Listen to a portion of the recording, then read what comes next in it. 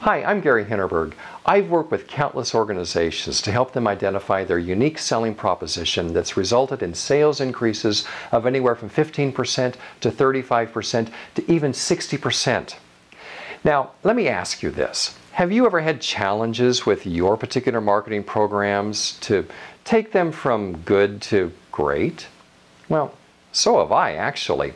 As I've looked back over the many organizations that I've worked with over the years in business to business and business to consumer marketing, what I've discovered is that for those programs that had the best results, the ones that went from good to great, it was because we took the time to develop the unique selling proposition, or in some cases, the repositioning of an existing product or a service. So, let me tell you some quick examples about where that has made a difference. Number one, first of all, one example is taking fruit cake and repositioning it to native Texas pecan cakes. The process resulted in a sales increase of 60%. Or let me give you another example, a life insurance company who was obviously selling term life insurance. Well, in this particular case, we repositioned it to financial protection for about the cost of a daily cup of coffee. That resulted in a sales increase of 60%. Or for this same life insurance company, but a different product, this one geared to an older age demographic, we were able to go through the data and find out that this particular buyer had more of an interest in her grandchildren, so we repositioned the product as financial protection for grandchildren, and sales increased by about 35%.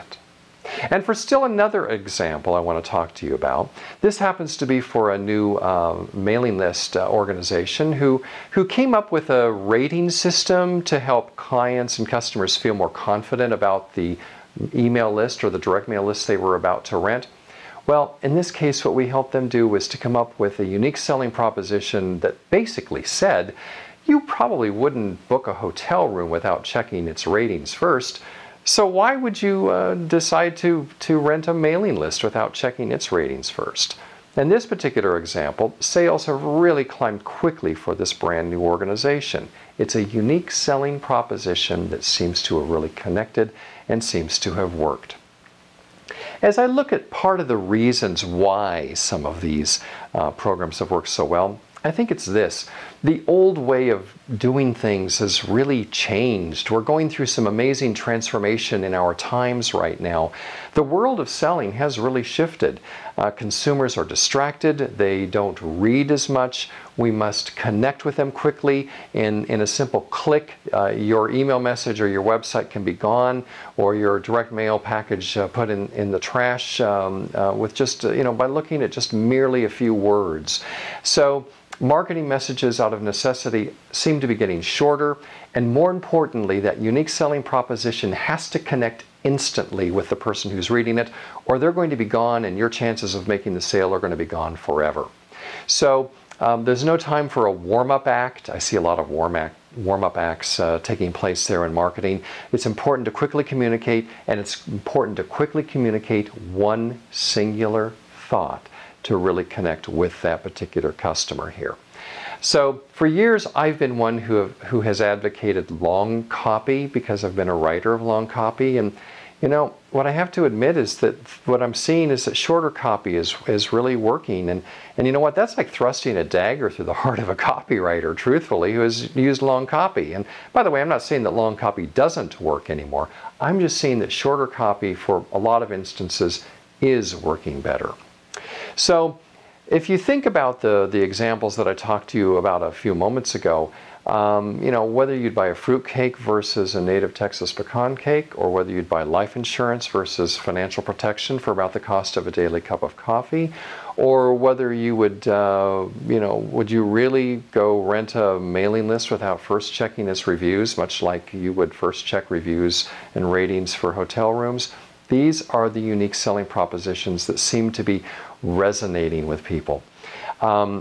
it wasn't always apparent with any of those cases what was going to work. I mean, we went through years of work in some of these cases here, and a lot of testing. So it's not always really quick to figure out what that unique selling proposition is. But let me describe to you 3 steps that I have found have worked well. Number 1 is the importance of listening and interpreting results. You know, for example, the fruit cake to native Texas pecan cake example, well, we came about that over lunch one day. I mean, now I can make it sound easy and say, well, we were just having lunch and we figured out that here's what the deal is. You know, we had dessert served to us. We ordered a pecan pie, and my client mentioned to me that, well, those were commercially grown pecans, and what his product had was native pecans that were grown on native pecan trees. And so that resulted in research to figure out that native pecan trees are grown along only certain rivers and streams in Texas and in the South, and that it requires certain soil conditions and rain conditions and a few other things. Oh, and that they were planted as long ago as the Civil War. Those made for an interesting story. So I could tell you that we discovered it over lunch, but it took a lot of research going into it, focus groups and study and testing of a variety of other packages. So what we did is we listened, we synthesized, we took action, and this is how we came up with an abundance of stories that made this one so effective. The second step that is that you should comb through the data. So step 2, comb through the data. For the life insurance example, I combed through literally hundreds of pages of data where we had conducted statistical models that helped to identify demographic and psychographic or lifestyle traits of the people who were buying this product. And it was in going through that some things started jumping out at me, one of which was that the average age of the buyer tended to be someone who was in their late 50s for this particular product, and that this person had a high degree of interest in their grandchildren. So when we repositioned that particular product to financial protection for your grandchildren, sales increased.